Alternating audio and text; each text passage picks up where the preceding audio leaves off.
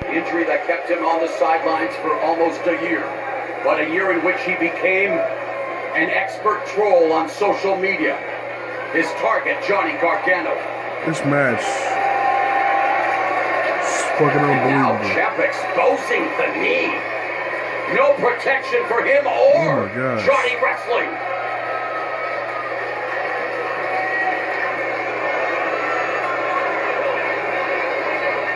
No. Oh, shit. Oh, Johnny Gargano using the brakes. Johnny Gargano just used Ciampa's brakes on Tommaso Ciampa. Gargano waylaying Ciampa's knee with the brakes, and now Gargano has the crutch. He could probably use it to help himself get up, but no, instead he positions it in the corner.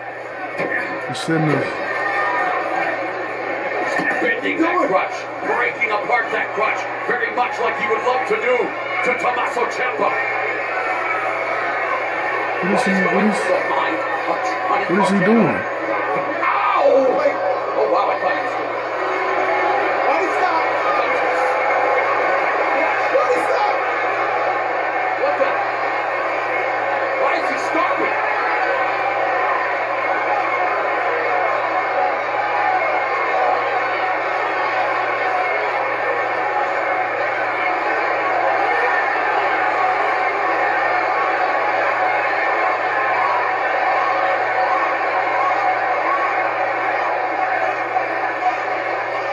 He stopped. What?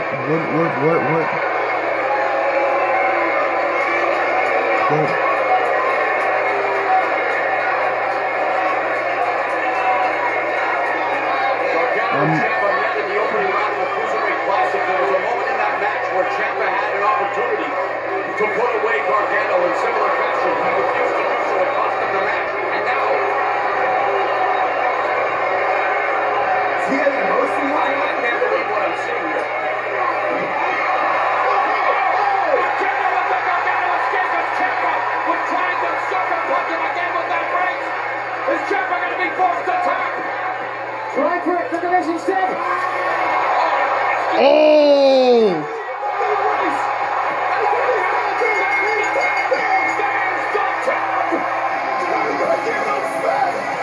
Here's your winner by submission, who is now reinstated to NXT, Johnny Gargano! How symbolic is it that Johnny Gargano used Tommaso Ciampa's brace to help Johnny Gargano regain employment in NXT? I have never seen anything like we I thought he was done. I thought he was done.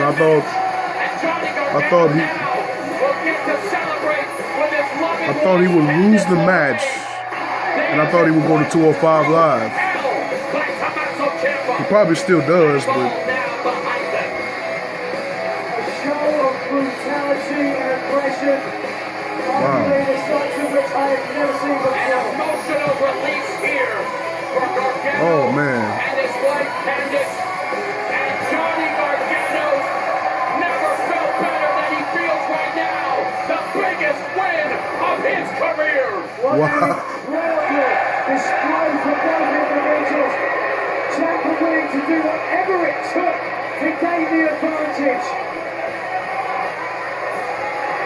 He's used it before and he used it again. A crutch to the back.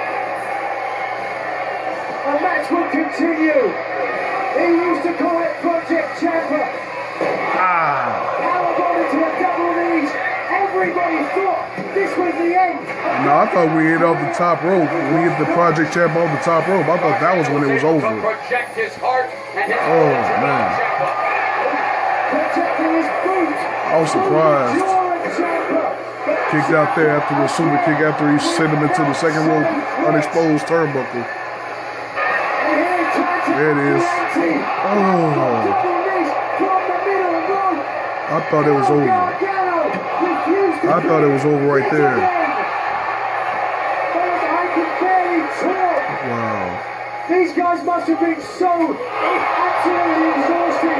And finally, Gargano with the grace to the injured knee of Ciampa, using it for added leverage with the STF. And by the grace of God, this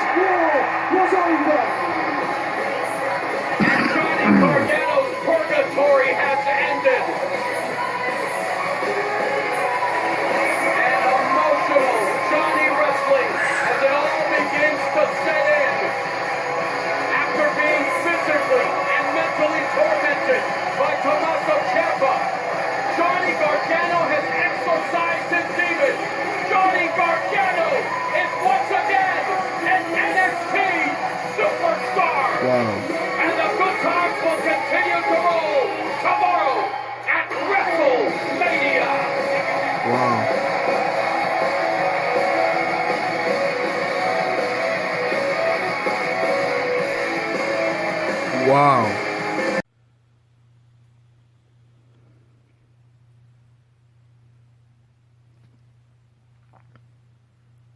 I mean, I'm at a loss for words, man. I'm at a loss for words.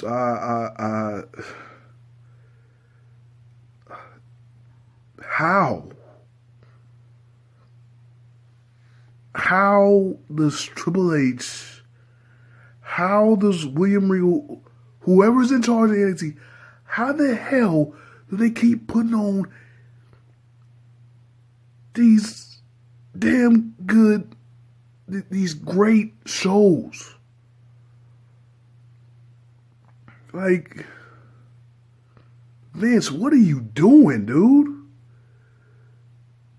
Like, he is literally, it seems like every time NXT puts on a show before a major main and roster show, NXT seems to kill it every single fucking time.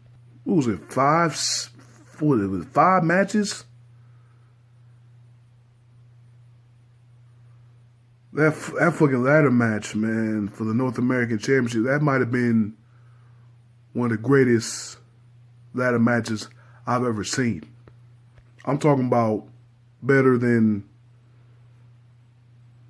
maybe not every Money in the Bank match, but that was up there. That was up there. That ladder match was up there with the they just got inducted to the Hall of Fame yesterday. That ladder match was up there with the Dudleys, Edge and Christian, and the Hardys. I mean, even though that was a tag matches, that's how good that freaking ladder match was.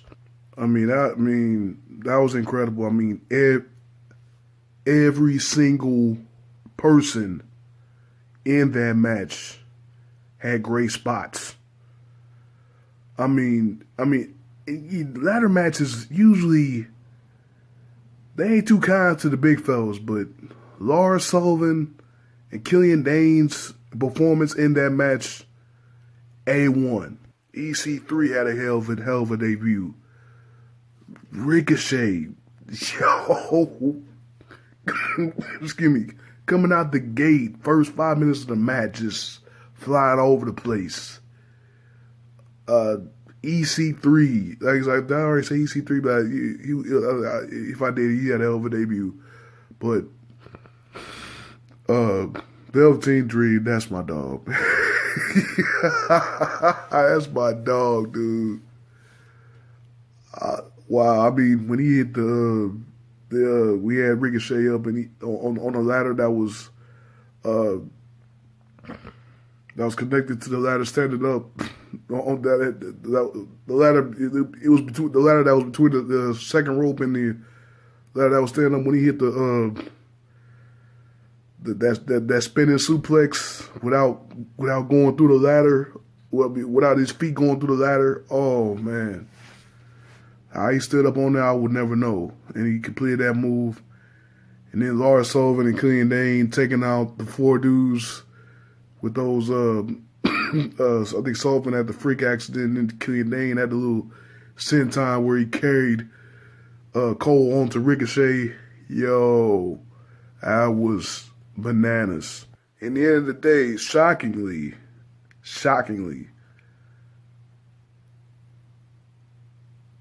Adam Cole, baby.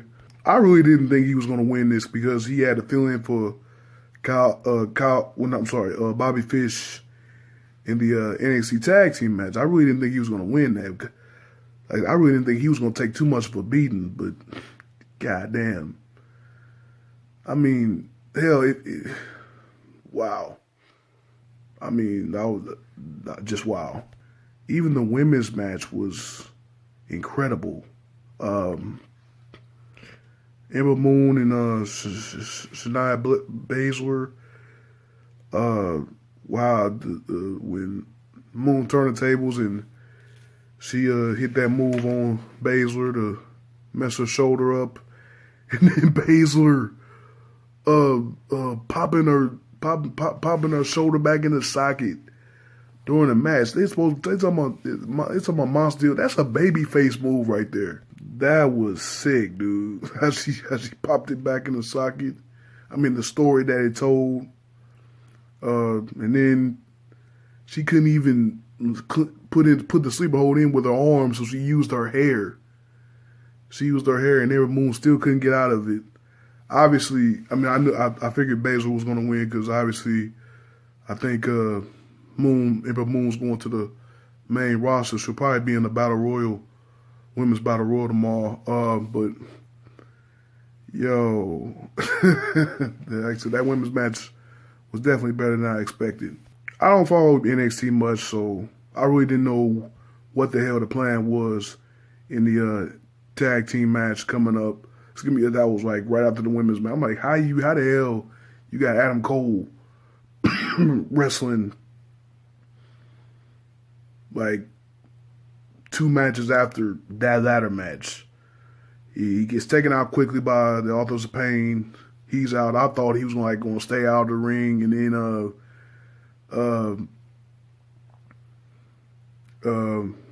thought he was going to stay out of the ring, like they had Brock Lesnar do that one time. Strowman took him out, and then at the last second he comes in and hits a F5 or whatever. He gets the victory. I thought it was going to be something like that, but it was like that tag team match was a hell of a match. But again, in the twist, Roderick Strong turns heel. He turns on his partner, the cruiserweight champion, Dunn. Hits him with that I don't know what we call it, suplex backbreaker, and front suplex into a backbreaker, and then he pulls O'Reilly over Dunn for the 1, 2, 3, and he joins the Undisputed Era. I mean, that's something that I didn't expect. I mean, I figured Roderick Strong needed something. Like I said, I've seen the last few takeovers. I've seen a little bit of NXT. I know his character. He's got his own character, but he has he's really not being built up strong.